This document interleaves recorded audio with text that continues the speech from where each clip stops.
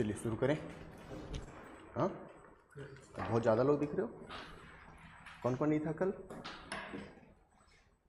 कहाँ थे बेटा? अच्छा, आप नहीं थे?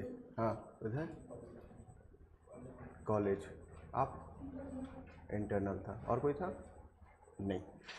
चलिए थोड़ा आगे ही रहना ना, आज मैं ऐसे ही बोलूँगा क्योंकि मेरी तबीयत ठीक नहीं है, तो मैं भी आज जोर से ना बोलूँ।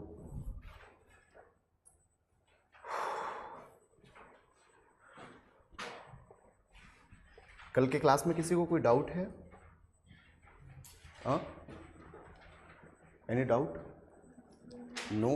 हाँ, अच्छा, हाँ एक मिनट बताइए। वाइफ में? नहीं, मम्मी तो वो थी महामाया देवी, यशोधरा पत्नी है। हाँ, पत्नी और मम्मी में कंफ्यूज मत हो। कौन किसकी पत्नी किसकी मम्मी? नहीं पूछेगा एग्जाम में, टेंशन मत लो। मेरे को बस स्टोरी बताना था इसलिए मैं बताया था।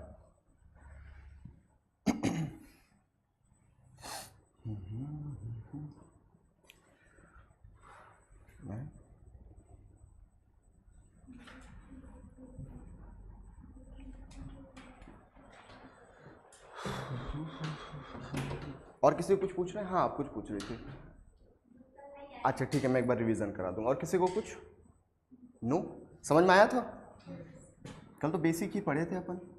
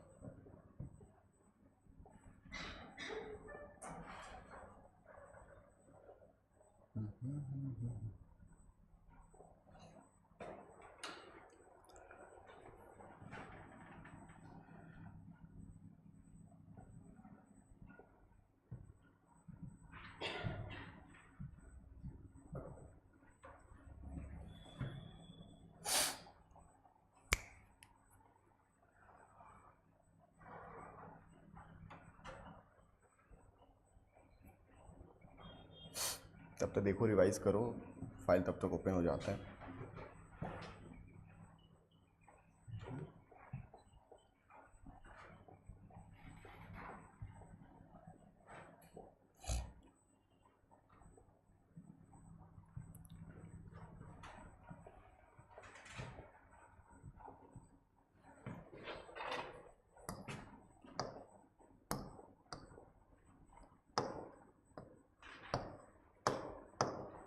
चलिए शुरू करें।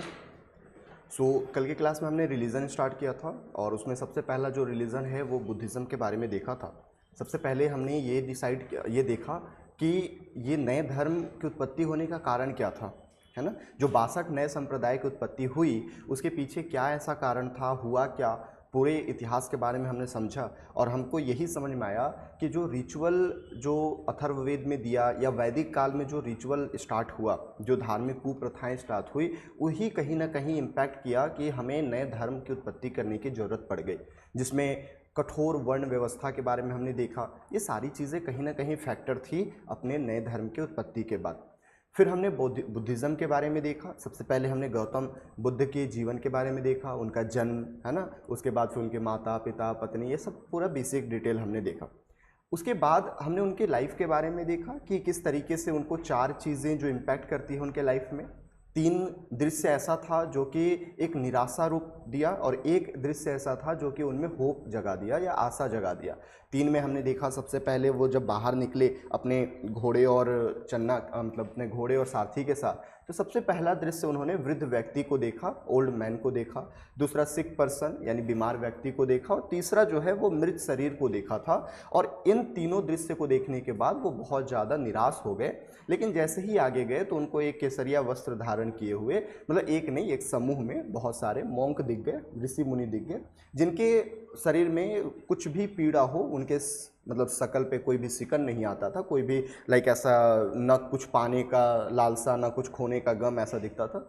सो बेसिकली यहाँ से उनको आशा मिली और उसी चीज़ को देखते हुए वह वैराग्य की तरफ बढ़ना शुरू हो गए। 29 की उम्र में हमने डिस्कस किया था कि 29 के एज में वो अपने घोड़े कांतक और सारथी चन्ना के साथ अपना घर छोड़ दिए और इस परंपरा को बौद्ध धर्म में महाभिनिष्क्रमण कहा जाता है, ये भी हमने डिस्कस किया था। जब वो घर त्यागे तो परिव्रजक बन गए। परिव्रजक का मतलब होता है कि ज्ञान की प्राप्ति के लिए घर त्याग करने वाला, ठीक है। कुछ समय पश्चात इधर उधर भटकने के बाद वो बेसिकली श्रमण परंपरा प्रारंभ किए। श्रमण परंपरा का मतलब होता है कि वैदिक धर्म के कुरीतियों के खिलाफ चलाया गया मूवमेंट। वैदिक धर्म में जो कुरीतियाँ फैली हुई है उसके अगेंस्ट अगर हम कोई मूवमेंट चला रहे हैं तो उसी को हम श्रमण परंपरा कहते हैं। तो ये 3 चीज़ें हमने डिस्कस की, ठीक है। इसके आगे तो नहीं डिस्कस किया था, नहीं। तो आज उसके आगे अपन को डिस्कस करना है और ये सारी चीज़ें आप देख लेना। ये माता महामाया देवी थी, कंफ्यूज नहीं होना है। हालांकि इनको पाली पोसी थी उसकी मौसी गौतमी बालाश्री ने, ठीक है। तो ये भी हमने सब कुछ देख लिया था। ये जीवन के 4 संकेत हम पढ़ लिए थे, वृद्ध व्यक्ति, रोगी व्यक्ति, मृत शरीर, आशा के संकेत, सन्यासी के बारे में हमने देख लिया था। गृह त्याग भी हमने पढ़ लिया था कि 29 की उम्र में वो घर त्याग देते हैं और इसको हम महाभिनिष्क्रमण कहते हैं। उसके बाद वे परिव्रजक कहलाए और कुछ समय पश्चात वो श्रमण परंपरा है ना फॉलो करना शुरू कर दिए। वैदिक धर्म के रूढ़िवादी और कर्मकांडों के खिलाफ संघर्ष श्रमण परंपरा कहलाता है। अब जब वो आगे गए, ठीक है, तो देखिए कभी भी लाइफ में कुछ बड़ा करना है तो गुरु की जरूरत तो पड़ती ही है। तो उनको आगे हम फिलॉसफी जब पढ़ेंगे तो मैं आपको 6 प्रकार के सड फिलॉसफी पढ़ाऊंगा, ठीक है। 6 प्रकार के फिलॉसफी होता है। उसमें सबसे पहला जो फिलॉसफी है उसको हम सांख्य फिलॉसफी कहते हैं। सांख्य फिलॉसफी 2 हिस्सों में बटा हुआ है, प्रारंभिक सांख्य फिलॉसफी और दूसरा उत्तर सांख्य फिलॉसफी। सो पहली बार जब वो अपने गुरु अलार कलाम से मिले तो वो उत्तर सांख्य फिलॉसफी के मतलब व्याख्याता थे। तो वहाँ से उन्होंने सांख्य फिलॉसफी सीखी। यहीं पे सब कुछ खत्म नहीं होता। बहुत विद्वान थे अलार कलाम, लेकिन अलार कलाम को लगा कि अगर ये मेरे पास रहेगा तो बहुत सारी चीज़ें जो इसको सीखनी है वो नहीं सीख पाएगा। और उन्होंने सिद्धार्थ गौतम को अपने आश्रम से भगा दिया इन द सेंस एक्सपेल कर दिया कि तुम जाओ। सिद्धार्थ गौतम नहीं चाह रहे थे क्योंकि उनको लग रहा था कि मुझे बहुत कुछ अभी सीखना है, अभी कुछ भी हम नहीं सीखे।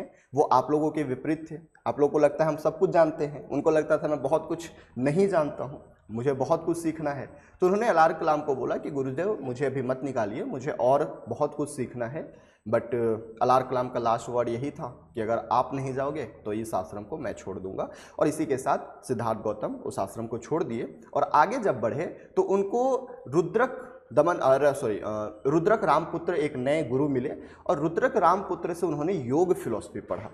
हम 6 प्रकार के फिलॉसफी जब पढ़ते हैं तो योग फिलॉसफी, न्याय फिलॉसफी, विशेषिक, वेदांत, इस तरीके से 6 फिलॉसफी होता है। सो सबसे पहला सांख्य फिलॉसफी उन्होंने अपने गुरु अलार कलाम से सीखा था। उसके बाद रुद्रक रमन से आगे जाके उन्होंने क्या सीखा तो योग फिलॉसफी सीखा। और ये गुरुओं के सीखने के बाद बेसिकली वो तपस्या करना शुरू कर दिए। तो हम तपस्या करने पे जाएंगे, लेकिन उससे पहले गुरु वाला लिख लो आप लोग। 2 गुरु का नाम लिखिएगा, एक अलार कलाम जिससे इन्होंने प्रारंभिक सांख्य दर्शन सीखा था, और दूसरा रुद्रक रामपुत्र जिनसे इन्होंने योग साधना सीखा था, ठीक है।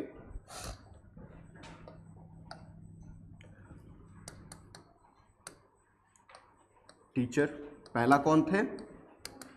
अलार कलाम। अलार कलाम, इससे इन्होंने क्या सीखा?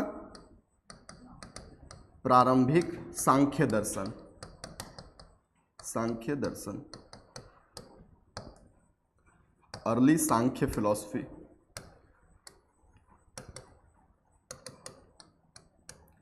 अर्ली सांख्य फिलॉसफी, ठीक है। दूसरे टीचर कौन मिले? रुद्रक रामपुत्र,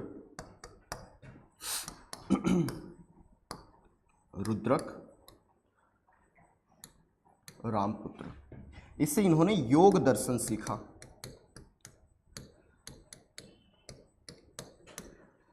योग फिलॉसफी।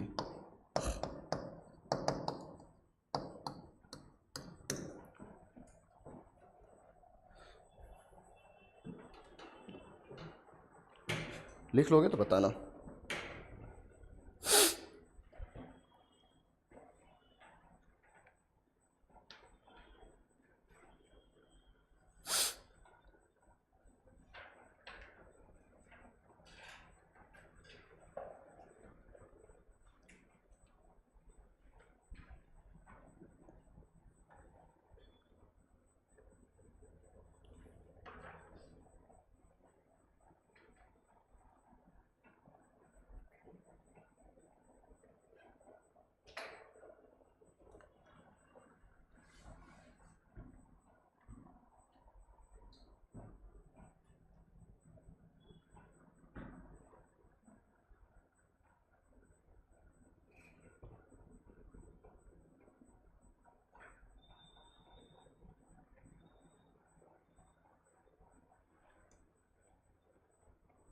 हो गया, लिख लिए।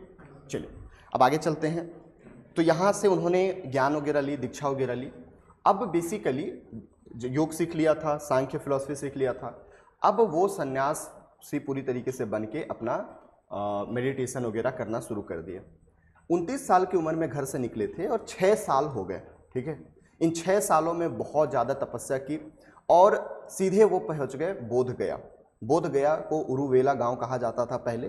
निरंजना नदी है बोध गया के आसपास, वहाँ पे बैठे और पीपल वृक्ष के नीचे उन्होंने लगातार 49 दिनों तक तपस्या किया, 49 डेज। और 49वें दिन की रात में उनको, उसी दिन वैशाख पूर्णिमा हुआ करता था जिस दिन उनका जन्म हुआ था।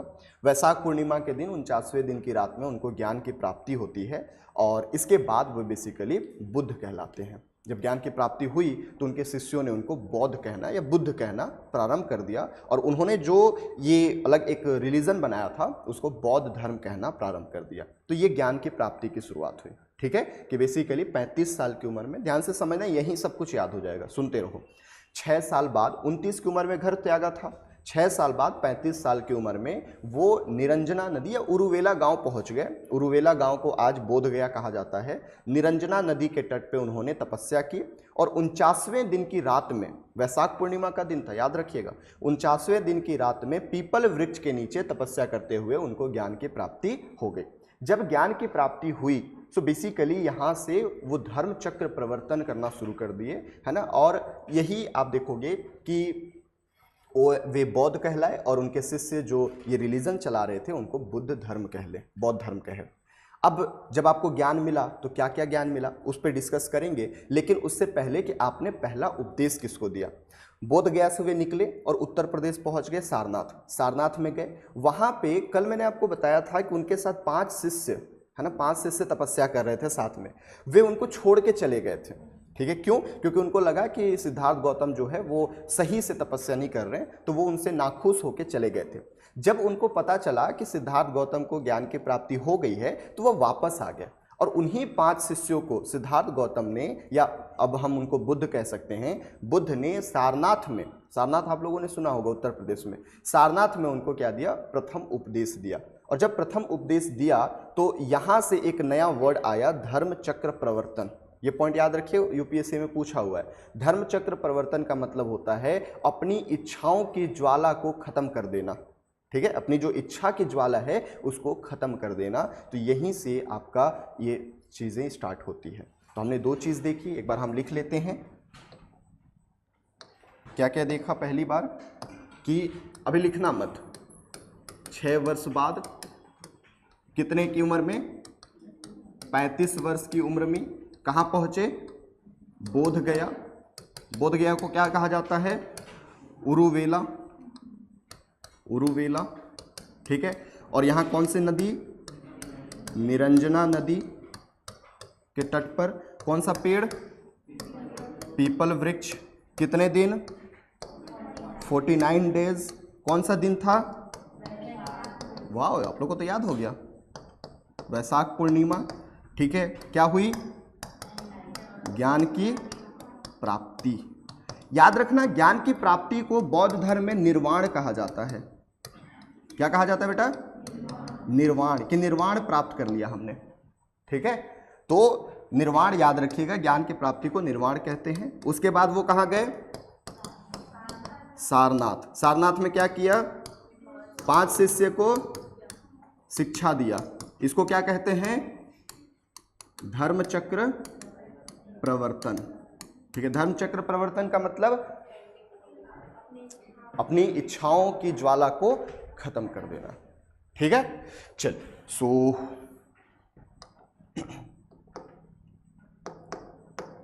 यही एक बार अगर आप चाहो तो देख सकते हो यहां पे ज्ञान प्राप्ति की। अच्छा ये 1 सेकेंड ना,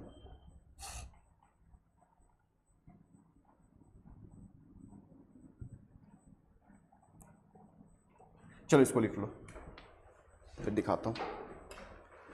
इसको लिख लीजिए, इंग्लिश में भी लिख दो, नाम ही है बेसिकली, उरुवेला, बोध गया,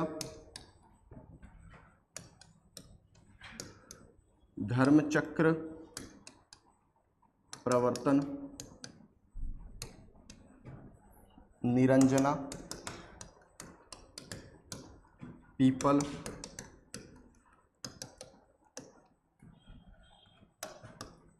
वैशाख पूर्णिमा, निर्वाण हो गया, इनलाइटेंड, सारनाथ, स्टूडेंट।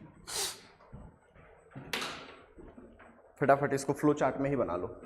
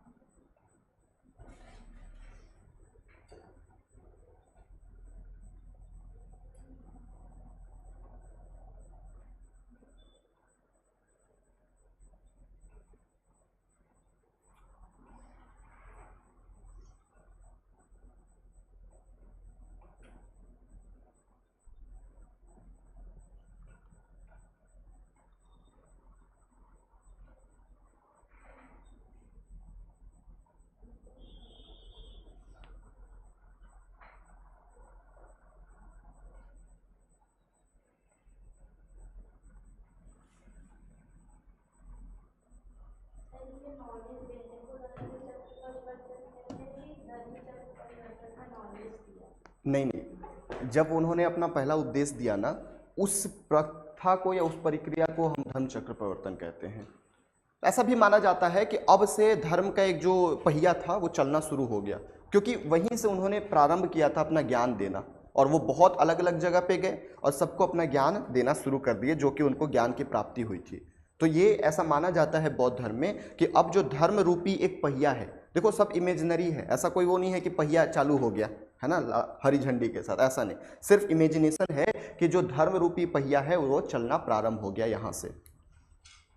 ये वर्ड याद रखिएगा, निर्वाण। क्यों? क्योंकि जब हम जैन धर्म पढ़ेंगे तो जैन धर्म में निर्वाण नहीं कहा जाता, कैवल्य कहा जाता है। तो अलग अलग शब्द हैं अलग अलग धर्म के लिए, तो ये आपको याद रखना है। समझ में आ रहा है बच्चों? ठीक है, हो गया यहां तक, आगे चलें। अब आपको ना वो 5 शिष्य का नाम याद हो जाना चाहिए, क्यों, कौन कौन उनके साथ मतलब प्रथम वो किया था। तो ये नाम है इनके, ये नाम आपको याद हो जाना चाहिए। पहला है कौंडिल्य, दूसरा है भद्रिका, तीसरा है वस्पा, चौथा है महानमन, पांचवा है अश्वजीत। याद रखिएगा कि ये लोग पहले तो वापस चले गए थे, है ना। सुजाता, मैंने पहले ही बताया था कि सुजाता नामक महिला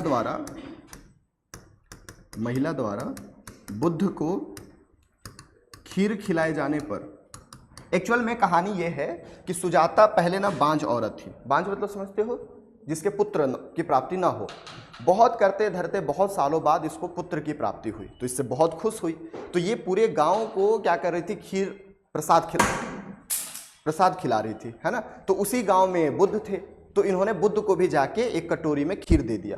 अब बुद्ध को थोड़ी पता था कि खीर खाने से कोई दिक्कत है, उन्होंने खीर खा लिया क्योंकि उनको भूख भी लगा था, बहुत दिनों से वो कुछ नहीं खाए थे। तो जब उनके 5 दोस्तों ने देखा कि भाई साहब ये तो मजे में खीर खा रहा है, तो नाराज होकर वापस चले गए थे। तो ये पॉइंट लिख लीजिएगा कि सुजाता नामक महिला द्वारा बुद्ध को खीर खिलाए जाने पर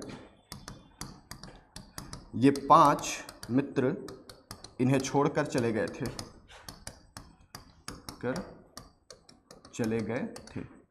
किंतु बुद्ध के ज्ञान प्राप्ति के पश्चात वापस आ गए।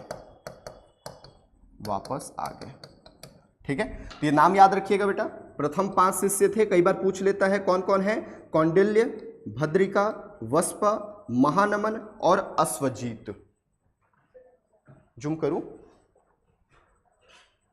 अब, ठीक है।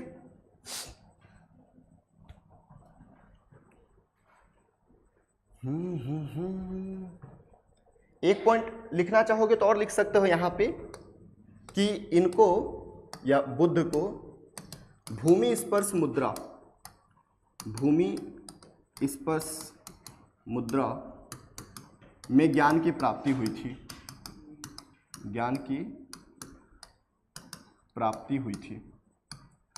इसके पीछे की कहानी क्या है, अगर सुनना चाहोगे तो 2 मिनट सुन सकते हो। एक्चुअल में आप किसी भी धर्म की बात करो, जब आपको बहुत कुछ मिलने वाला होता है, धर्म की बात नहीं है, ह्यूमन लाइफ में भी जब आपको बहुत कुछ मिलने वाला होता है, लिख लो, नहीं बताऊंगा। जब भी मैं कुछ एक्स्ट्रा चीज बताता हूँ आप अटेंशन दोगे ही नहीं, तो फिर क्यों बताऊंगा। पढ़ाने वाला काम चलता रहेगा। एक्स्ट्रा चीज़ें अगर बताऊं तो वो मेरी प्लस पॉइंट है कि मैं आपको बता रहा हूँ, ठीक है। नहीं तो इसके पीछे बताने का कोई कारण नहीं है। मैं देख रहा हूँ सब लिखे जा रहे हो, तो लिखो।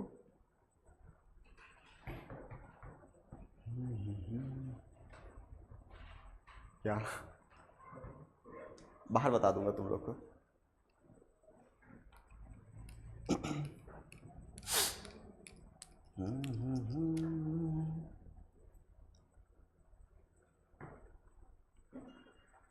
लिखने पे इतना एकदम फोकस नहीं रहना है। आप लोग के सिलेबस ख़त्म होते तक ना ये कंटेंट सब आ जाएगा, ठीक है, ले लेना। और इससे भी बेहतरीन, जैसा आप नोट्स बना रहे हो ना, उससे बेहतरीन लेवल पे आएगा, ठीक है। तो ज़्यादा लिखने पे फोकस मत करो। कुछ अगर एक्स्ट्रा चीज़ें, क्या होता है ना, जब अपन लिंक बनाते हैं, कहानियाँ बताते हैं, तो उससे याद रहता है, ठीक है। तो जब भी मैं कुछ एक्स्ट्रा चीज़ बताऊँ तो फोकस थोड़ा सा दिखाया करो, ठीक है। लिख लिए, आगे चलें। ओके, हाँ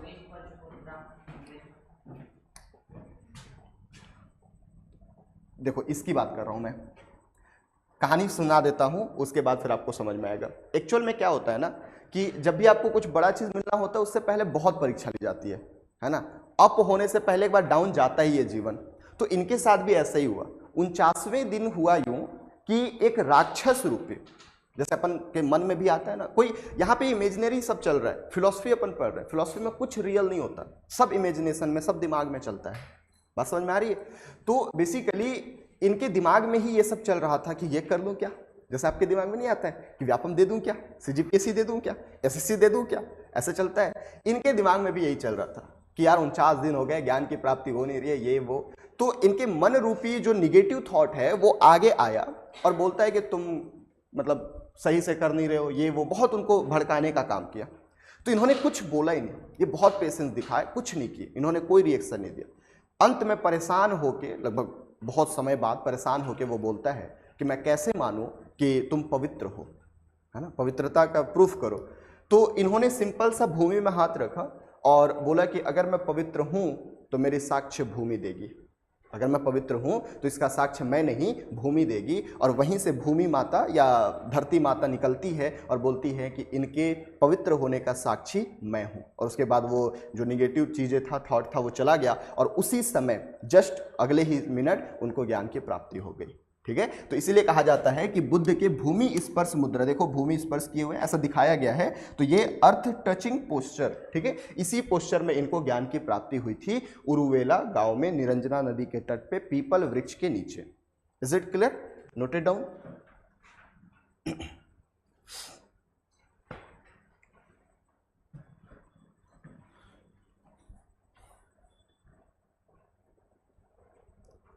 ठीक है, हो गया, ये लिख लिए। अब याद रखना ये थोड़ी सी चीजें कि सबसे ज्यादा उन्होंने उपदेश कहाँ दिया था, तो श्रावस्ती कोसल देश की राजधानी है, आगे हम कोसल पढ़ेंगे, वहां सबसे ज्यादा उपदेश दिया था। इन्होंने अंतिम उपदेश दिया था कुशीनगर में सुभेद को, और यहीं पे सुभेद के घर में ही इनको कुछ दावत के लिए बुलाया जाता है और यहीं पे उनको पेचिश होता है और उनके बाद उनकी मृत्यु हो जाती है।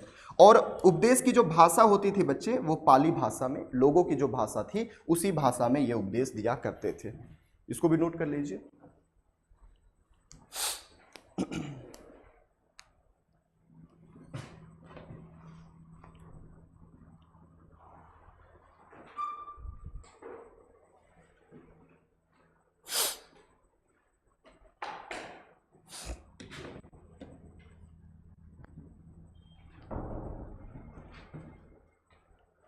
क्या हो गया, समझ में आ रहा है?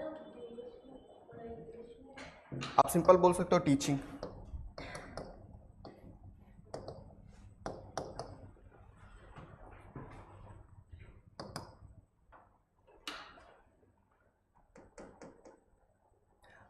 चलिए आगे चले। हाँ बेटा, अच्छा नेम लिखना बचा है, लिख लो। ये वाला नेम बोल रहे हो, हिंदी में लिख दूं? ठीक है।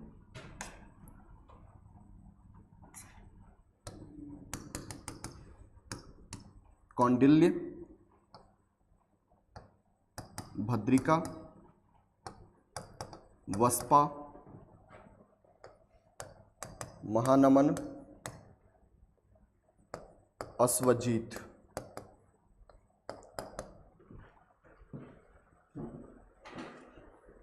ये चैप्टर आप स्किप कर ही नहीं सकते एंशिएंट में, इतना मान के चलो।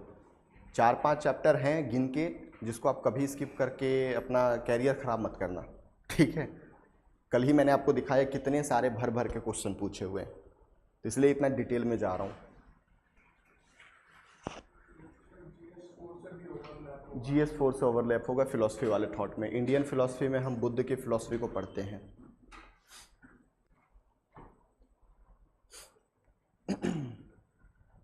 हो गया, लिख लिए। रामायण आपका लगभग 3000 साल पहले आई थिंक है।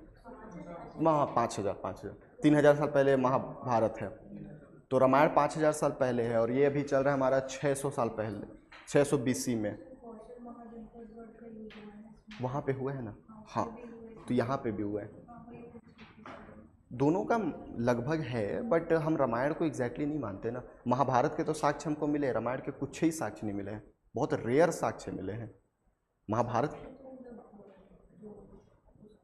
सब कुछ, हाँ हाँ, तो वही बोला ना, रेयर साक्ष्य मिले हैं, 1-2 ही साक्ष्य मिले हैं। हम एग्जैक्टली मानते हैं ना, हम इतिहास के पर्सपेक्टिव से बात कर रहे हैं, तो एग्जैक्टली नहीं मानते। ऑब्वियस सी बात है, तो आज भी तो है कौशल, जगह है, जगह है, जगह का नाम है कौशल। कौशल महाजनपद है, हम आगे अगला चैप्टर में पढ़ेंगे। तो आप ना अभी इस वाले जब पढ़ो ना, तो थोड़ा सा रामायण महाभारत छोड़ देना। रामायण महाभारत से ही रिलेटेड है भागवतिज्म और वैष्णविज्म, हम इसकी बात करेंगे, ठीक है, क्योंकि वो बहुत पुराना हो गया। वो 5000 साल 3000 साल पहले की बात कर रहे हैं, और हम यहाँ पे लगभग 600 साल पहले की बात कर रहे हैं। या आप बोल सकते हो कि आज से लगभग 2600 साल पहले, है ना, तो 600 BC साल पहले हम बात कर रहे हैं। तो महाभारत और रामायण को अलग ही छोड़ दो, ठीक है। अब थोड़ा सा अपन ये देख लेते हैं बच्चे कि इनको जब ज्ञान की प्राप्ति हुई तो इन्होंने उपदेश में दिया क्या, ये भी पढ़ना पड़ेगा कि 5 लोगों को उन्होंने बैठा के क्या समझाया, क्या बताया, ठीक है। करो लिख लो, छूट गया था। अच्छा, आगे बैठा करो ना बेटा। यहाँ देखो, तो मैं इतना मोटा नहीं हूँ कि इतना जगह मेरे को चाहिए जाने के लिए। आप एक और लेयर लगा के बैठ सकते हो। एक चीज़ मैं बताऊँ, अगर ब्लर दिख रहा है ना, आप जाके एक बार डॉक्टर से मिलो। ऐसे अगर करोगे, वो कब आपका नंबर बढ़ जाएगा पता भी नहीं चलेगा, ठीक है। तो अगर ब्लर दिख रहा है, दिखने में प्रॉब्लम हो रही है, तो जल्दी से जाके डॉक्टर को दिखा लो। चश्मा पहनने में कोई नुकसान नहीं है ना। हमारे एक टीचर हुआ करते थे, प्रोफेसर थे, वो ऐसे ही उनको नहीं दिखता था तो आगे आ जाते थे, ऐसे ही चलते रहा 2 साल 3 साल 4 साल। आज अगर उनको देखोगे तो ये इतना मोटा पावर लगा के घूमते हैं, है ना। तो ऐसा मत करो, अगर थोड़ा भी अगर दिक्कत हो रही है किसी को भी, जैसे आपको भी दिक्कत होती है थोड़े बहुत, तो जाके एटलीस्ट एक बार चेकअप करवाइए, है ना। चेकअप करवाने पता चल जाएगा कि क्या छोटा लिखाया है इसलिए ब्लर दिख रहा है, या सच में हमारे आंखों में कोई प्रॉब्लम क्रिएट होना शुरू हो गया। तो ये चीज़ें करवाइए। दूसरी चीज़, अब हम ये देखते हैं कि जब उन्होंने पहला उपदेश दिया तो उपदेश में दिया क्या, उपदेश में ऐसा क्या उन्होंने ज्ञान दिया, इसके बारे में हमको बात करनी है। तो सबसे पहली चीज़ आप लोग याद रखिएगा, इन्होंने कुछ नोबल ट्रुथ बताया, जीवन के सत्य बताए कि ये जीवन की सच्चाई है। अब लिख मत, नहीं तो मैं बाहर भगा दूंगा, ठीक है। आज मैं नहीं चाहता गुस्सा करना, ठीक है, लेकिन मैं खुद ही इरिटेट हो रहा हूँ अंदर से, क्योंकि मेरी तबीयत ठीक नहीं है, मैं रात भर सोया भी नहीं हूँ, नींद में भी हूँ, ठीक है। तो आज अगर किसी को पड़ जाए तो मेरे को मत बोलना भाई, इसलिए शांति से बैठो, ठीक है। हाँ चलो चलें अब, तो इरिटेट मत करना आज मैं माफ़ी मांगता हूँ पहले ही, मैं इरिटेट नहीं होता, लेकिन मैं रात भर नहीं सोया हूँ आज, ठीक है। तो हो सकता है कि मैं चिल्ला दूँ, तो इसलिए थोड़ा सा जब पढ़ाओ तो छोड़ देना। तो सबसे पहले अपन ये बात करते हैं कि उन्होंने ऐसा क्या ज्ञान दिया। तो सबसे पहला जो ज्ञान दिया उन्होंने, वो 4 नोबल ट्रुथ बताए कि जीवन की ये सच्चाई है, मानना है तो मान लो, नहीं मानना तो मत मानो, ठीक है। पहला है दुख, पाली भाषा में पहले लिख देता हूं, उसके बाद फिर हम हिंदी भाषा में आएंगे। पहला है दुख, क्या है, दुख, यानी दुख सत्य है, जीवन की सच्चाई है ना। दुख से आप मतलब कभी भाग नहीं सकते, ऐसा नहीं कर सकते कि भैया हमको तो दुख ही नहीं है, हम क्या करें कैसे करें, ठीक है। तो दुख है ही इस जीवन में, ये पहला उनका सच्चाई था। दूसरा है दुख समुदाय, दुख समुदाय, दुख समुदाय का मतलब है कि दुख का कारण होता है, बिना कारण का कोई भी दुख नहीं होता। Am I right? आप अपने लाइफ में देखो ना, आपके जीवन में अगर कोई दुख है तो भैया उसके पीछे कारण होगा। जैसे ठीक है, जैसे मान के चलो कि आपको दिक्कत है कि अरे वो तो बाइक से आता है, मैं तो साइकिल से आता हूँ, कारण है ना। आपके दुख के पीछे कारण है कि आपके पास बाइक नहीं है। कोई बाइक से आ रहा है, अरे मेरे पास कार नहीं है, कार है तो मर्सिडीज नहीं है, मर्सिडीज नहीं है तो फिर रेंज रोवर नहीं है, ठीक है। तो कहीं ना कहीं हर दुख के पीछे का कारण होता है, ये बुद्ध का कहना है।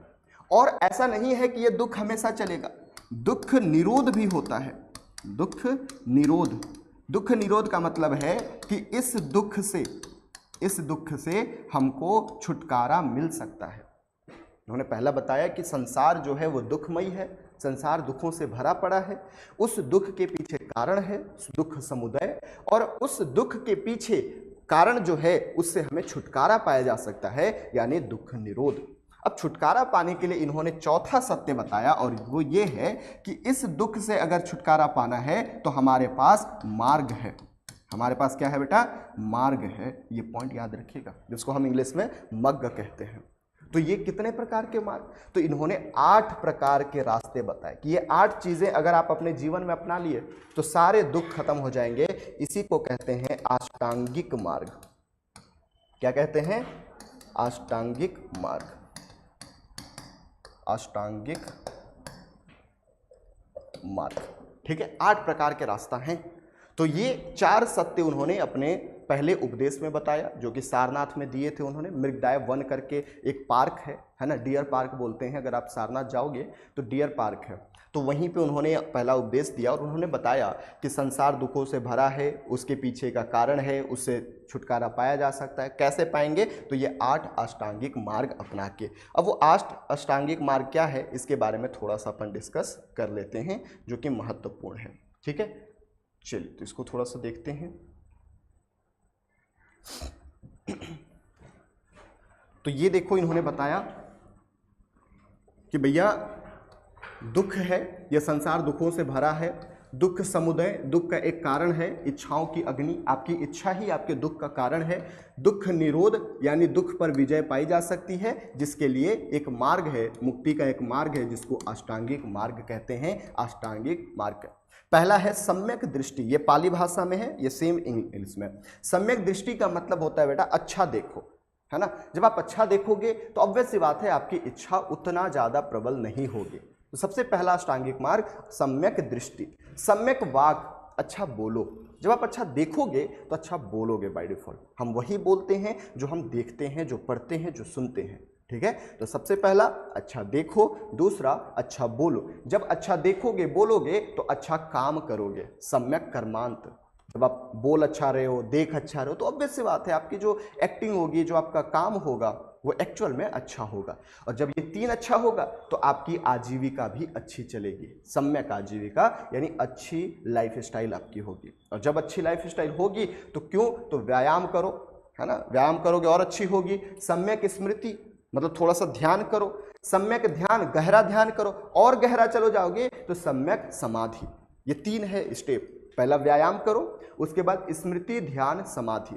स्मृति का मतलब होता है आप किसी चीज, एक ऑब्जेक्ट को ध्यान में रखो, ठीक है, उसके बाद ध्यान लगाओ, और बहुत जब गहरे ध्यान में चले जाओगे तो इसी को हम समाधि कहते हैं। समाधि का मतलब वो वाला समाधि नहीं कि भैया किसी को जलाने जा रहे हैं समाधि बनाए हैं, वो नहीं। समाधि का मतलब है बहुत डेप्थ मेडिटेशन, ठीक है। तो ये तीन प्रोसेस है। व्यायाम पहले करोगे, स्मृति यानी किसी एक ऑब्जेक्ट पे स्मृति, अपना ध्यान केंद्रित करो, है ना, उस पर याद करो उसको, फिर ध्यान लगाओ उस पर, और उसके बाद जब बहुत गहरा ध्यान लग जाएगा तो स्मृति। ये 8 रास्ते हैं। अगर ये 8 रास्ते आप अगर अपना लिए तो आपके जीवन से दुख खत्म हो जाएगा। कौन कौन सा? सम्यक दृष्टि, सम्यक वाच, सम्यक कर्मांत, सम्यक आजीवक, सम्यक व्यायाम, सम्यक ध्यान, सम्यक स्मृति, सम्यक समाधि, ठीक है। ये पाली भाषा में है, तो याद रखिएगा, ये बहुत महत्वपूर्ण है, ठीक है। ये आपको याद होना चाहिए कि उन्होंने क्या क्या दिया। 4 नोबल ट्रुथ दिया, 4 आर्य सत्य दिए। कौन कौन सा? दुख, दुख समुदाय, दुख निरोध और मार्ग। कौन सा मार्ग? अष्टांगिक मार्ग। कितने अष्टांगिक मार्ग? 8। कौन कौन सा? बोलो मेरे साथ। सम्यक दृष्टि, सम्यक वाच, सम्यक कर्मांत, सम्यक आजीवन, सम्यक व्यायाम, सम्यक ध्यान, सम्यक स्मृति, सम्यक ध्यान, सम्यक समाधि। ये 8 प्रकार से आपको दुखों को छुटकारा पाया जा सकता है। इसके साथ इन्होंने सील भी दिया, 5 सील दिया है। कौन कौन से 5 सील? आइए इसको देखते हैं थोड़ा सा, ये भी हमारे लिए महत्वपूर्ण है। सम्यक समाधि को एक बार और समझा दूं। सबसे पहली चीज, आप व्यायाम करोगे, प्रारंभ होगा। किसी एक ऑब्जेक्ट लो, उसको याद रखो। हम जब मेडिटेशन करने जाते हैं तो हमें किसी ऑब्जेक्ट पे ध्यान करने बोला जाता है। हमने एक ऑब्जेक्ट लिया, स्मृति हमारी, हमने उस पर ध्यान केंद्रित करना शुरू कर दिया। ध्यान किया 10 मिनट, 20 मिनट, 25 मिनट, आधे घंटे, 1 घंटे, 2 घंटे। हम बहुत डेप एनालिसिस में चले गए, बहुत डेप मेडिटेशन में चले गए, ठीक है। कि ऐसा माना जाता है कि जब आप बहुत डेप्थ मेडिटेशन में चले जाते हो तो आपकी जो एनर्जी होती है वो भगवान की एनर्जी के इक्विवेलेंट हो जाती है, ठीक है। थोड़ा फिलोसफिकल बातें कर रहा हूँ। ऐसा माना जाता है कि जब आप बहुत डेप्थ थॉट में चले जाते हो, बहुत गहरी सोच में जाते हो, बहुत गहरी मेडिटेशन में जाते हो, तो आपकी जो एनर्जी है, आपकी बॉडी की जो एनर्जी है और भगवान की जो एनर्जी है, गॉड की एनर्जी है, वो दोनों इक्विवेलेंट हो जाता है। इस लेवल तक अगर आप पहुंच जाते हो, ठीक है, तो इसी को हम कहते हैं समाधि चले जाना, ठीक है, सम्यक समाधि। दूसरी चीज़, थोड़ा सा बहुत ज़्यादा डेप्थ हो जाएगा। आप लोग नाड़ी के बारे में जानते हो क्या? आई एम नॉट सेइंग नारी, है ना, अबला नारी की बात नहीं कर रहा हूँ, मतलब अबला नारी नहीं, स्ट्रॉन्ग नारी, नाड़ी की बात कर रहा हूँ, ठीक है। तो आप देखते होंगे कि बहुत सारे जो ऋषि मुनि हैं वो अपनी नाड़ियों पे कंट्रोल कर लेते हैं, ठीक है। तो ये सब वही होता है, समाधि के बाद वाला स्टेप है कि आप समाधि तक पहुँच गए। बेटा अगर समाधि तक पहुँच गए तो आप अपने नाड़ी, जितने भी नाड़ी है, पंच पद्म नाड़ी, ये सब जो नाड़ी है, हाँ वही जो भी 5-7, अब उसकी नॉलेज थोड़ी कम है मेरी, 5-7 जितनी भी नाड़ियाँ होती हैं उन पे आप कंट्रोल कर पाते हो। तो ये समाधि के बाद वाला स्टेप है, ठीक है। आई होप यहाँ तक समझ में आ गया होगा। तो ये हमने नोबल ट्रूथ पढ़ लिया। इसके अलावा मैं आपको बता रहा हूँ, ये हमने 8 फुल पाथ पढ़ लिया। साथ ही आपको याद होना चाहिए, इन्होंने 10 सील दिया था। कितने सील दिए हैं? 10।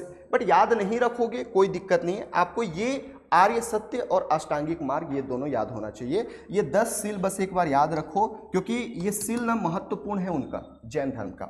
जैसे अहिंसा नहीं करना चाहिए, हमेशा सत्य बोलना चाहिए, अस्तेय चोरी नहीं करना चाहिए, अपरिग्रह झूठ नहीं बोलना चाहिए, ब्रह्मचर्य धारण करना चाहिए, अविलासिता यानी विलासिता की तरफ नहीं बढ़ना चाहिए, ठीक है। सुखप्रद बिस्तर का त्याग, यानी बड़े बड़े मोटे गद्दे पे नहीं सोना चाहिए, ठीक है, पतले गद्दे पे सो। असमय भोजन करने को त्याग, मद्यपान से दूरी, ठीक है विकास, कंचन कामिनी का त्याग। तो ये सारी चीज़ें आप लोग को करना है, ये 10 सील है।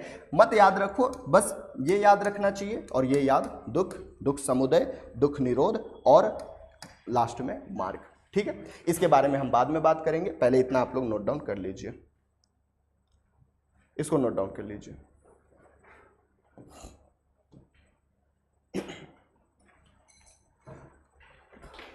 या तो घर में करोगे तो फोटो खींच लो, मैं आगे पढ़ा देता हूं,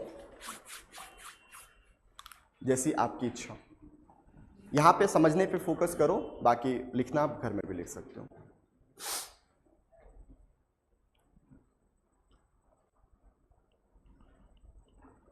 हो गया बेटा, खींच लिए फोटो? चलो आगे चलें।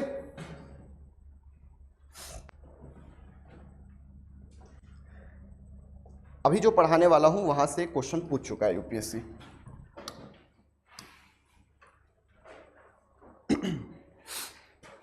सबसे पहली चीजें हम बुद्ध के त्रिरत्न के बारे में पढ़ते हैं। 3 रत्न, इसको 3 ज्वेल्स भी बोलते हैं,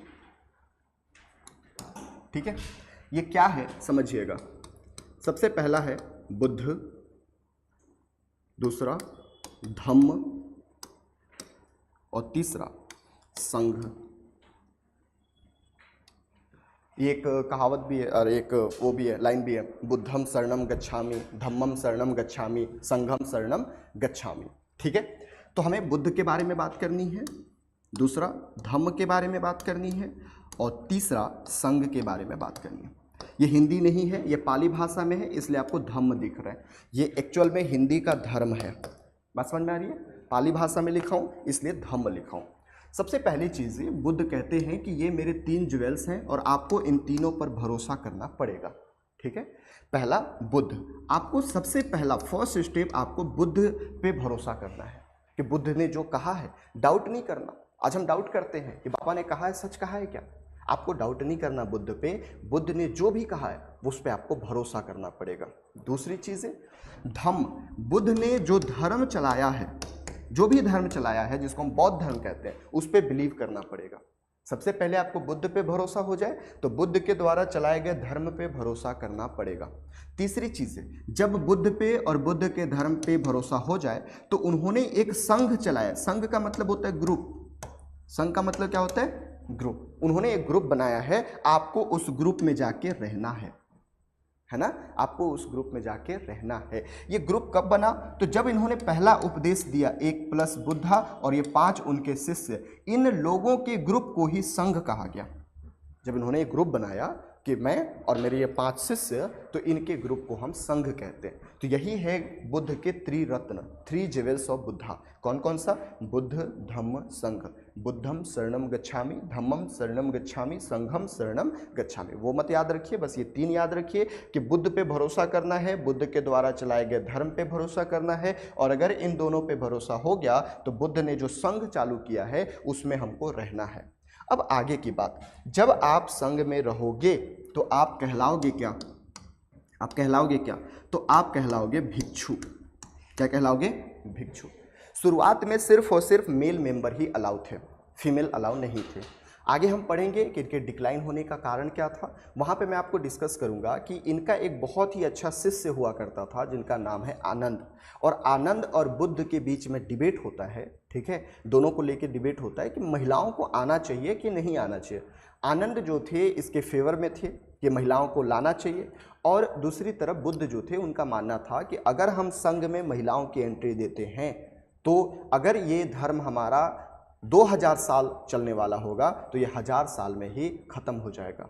और बुद्ध की भविष्यवाणी हुई भी सही, जैसे ही महिलाओं की एंट्री हुई वैसे ही लगभग 1000 सालों में ये धर्म पूरी तरीके से कोलैप्स हो गया, खत्म हो गया। उसके पीछे हम डिटेल करेंगे कि महिलाओं की गलती थी या किसकी गलती थी, वो हम डिस्कस करेंगे बाद में। लेकिन अभी आपको समझ लेना चाहिए कि शुरुआत में सिर्फ और सिर्फ पुरुषों की एंट्री थी, बाद में महिलाओं की भी एंट्री हो गई। तो जो पुरुष थे वो भिक्षु कहलाए और जो महिला थी वो भिक्षुड़ी कहलाई। भिक्षुड़ी।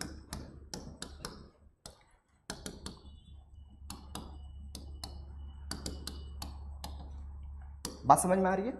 ये फुल टाइम वाले हैं, है ना। जैसे आप लोग इसमें से कई लोग फुल टाइम, है ना, प्रिपरेशन कर रहे होंगे, कई लोग पार्ट टाइम प्रिपरेशन करते हैं। कौन कौन है पार्ट टाइम वाले? Part time in the sense हम कॉलेज भी कर रहे हैं, ये भी कर रहे हैं, जॉब भी कर रहे हैं, ठीक है। तो ये पार्ट टाइम वाले हैं। तो ये फुल टाइम वाले अपना काम कर रहे हैं, पूरी तरीके से संन्यास, हमको जीवन से कोई मतलब नहीं, शादी ब्याह नहीं करेगा अपन, ठीक है। लेकिन कुछ लोग ऐसे थे जो जिनके बाल बच्चे भी है, शादी ब्याह भी है, वो कर रहे हैं, तो उनको हम उपासक कहते हैं। ये क्वेश्चन पूछा हुआ है, ठीक है। जो फुल टाइम संघ में जुड़ा हुआ है, जो पूरी तरीके से डिवोटेड है अपने बुद्धिज्म के तरफ, वो भिक्षु और भिक्षुड़ी कहलाएंगे, जो अपना जीवन यापन भी कर रहे हैं। क्यों ऐसा? क्योंकि मैं आगे अभी बताऊंगा संन्यास के बारे में, ठीक है। आपको याद है जब मैं वैदिक धर्म पढ़ा रहा था तो बताया था संन्यास वर्ड जो है वो बुद्धिज्म और जैनिज्म के समय पे आया है। तो ये संन्यास नहीं लिए हैं। संन्यास का मतलब होता है फुल रिटायरमेंट, आप अपने घर त्याग दोगे, आप अपने पूरा परिवार त्याग दोगे। तो इनका ऐसा नहीं है, ये अपना परिवार भी चला रहे हैं और साथ में बौद्ध धर्म के रूप में भी या एज अ लाइक बुद्धिज्म को भी प्रोपेट कर रहे हैं। तो उपासक हो गए वो जो कि फुल टाइम नहीं है, और भिक्षु हो गए वो जो पूरी तरीके से इसको धारण कर चुके हैं। अगर इनकी महिलाएं भी ऐसी कर रही हैं तो उनको उपासिकाएं कहते थे। तो ये हो गया उपासक और उपासिका, ठीक है। तो ये समझ में आया? एक बार फिर से समझा देता हूँ, थोड़ा सा है कॉम्प्लिकेटेड। सबसे पहले 3 जीवेल्स हम पढ़े, 3 रत्न पढ़े। बुद्ध धम्म संघ, बुद्ध का मतलब बिलीव ऑन बुद्धा, धम्म का मतलब जो भी उन्होंने रिलीजन स्टार्ट किया है उसको आप फॉलो करोगे और आप संघ में रहोगे। संघ क्या है? तो बुद्ध और उनके 5 शिष्यों के द्वारा बनाया गया एक समूह। धीरे धीरे लोग उसमें जुड़ते गए और बहुत बड़ा एक समूह बन गया, एक ग्रुप बन गया। दूसरी चीज़ें, अगर आप पूरी तरीके से बौद्ध धर्म अपनाए हुए हो फुल टाइम तो आप भिक्षु भिक्षुड़ी कहलाओगे। अगर आप अपने जीवन यापन भी कर रहे हो, आप संन्यास नहीं अपनाए हो और आप बौद्ध धर्म भी अपना लिए हो तो उसको उपासक और उपासिकाएं कहते हैं। क्लियर है बेटा यहाँ तक?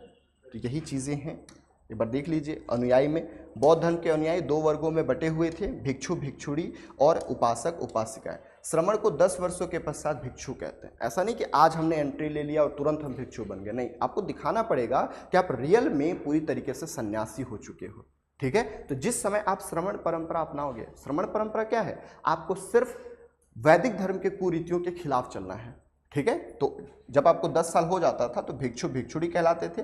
सामान्य मनुष्यों के लिए बुद्ध ने जिस धर्म का उपदेश दिया उसे उपासक कहते हैं, कि आप सामान्य मनुष्य हो, आप अपना जीवन यापन कर रहे हो लेकिन साथ में ये भी कर रहे हो। बौद्ध धर्म के अनुयायी 3 रत्नों का शरण करते हैं, बुद्ध धम्म संघ। क्लियर है? नोटेड डाउन, आप इसको नोट कर लीजिए। गर्म पानी है क्या?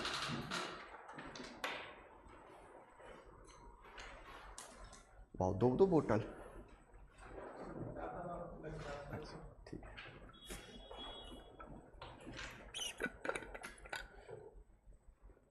और एक चीज़ और ना बेटा, अगर आप लोग अभी आ पा रहे हो ना तो एटलीस्ट 1-2 सप्ताह ना रेगुलर आना, ऑनलाइन देखने के चक्कर में मत पड़ना, ठीक है। ये ऐसा सब्जेक्ट है ना बच्चे कि इस ऑनलाइन आपको समझ ही नहीं आएगा, ठीक है। आएगा भी लेकिन बहुत ज़्यादा स्ट्रगल होगा। तो अगर आप अभी आ पा रहे हो तो रेगुलर अभी ऐसे ही आ जाना, ठीक है।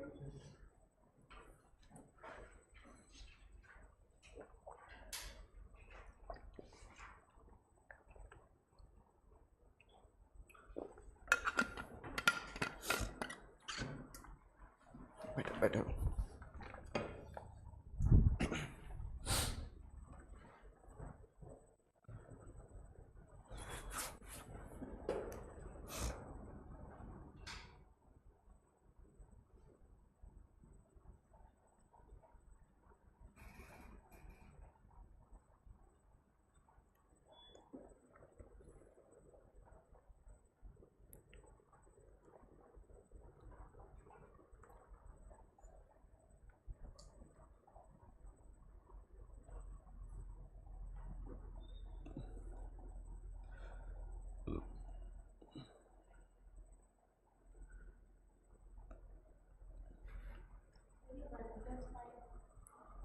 जब उन्होंने सारनाथ में उपदेश दिया था ना तो 5 शिष्य और उनको एक साथी संघ कहा गया था।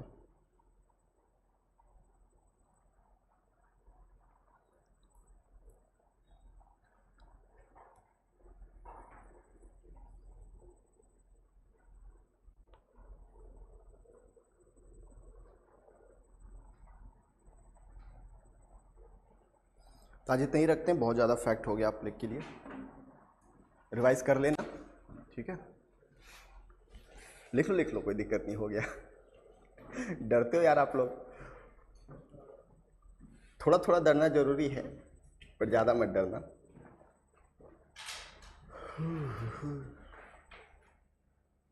किसको किसको फिलॉसफी नहीं समझ में आ रही है?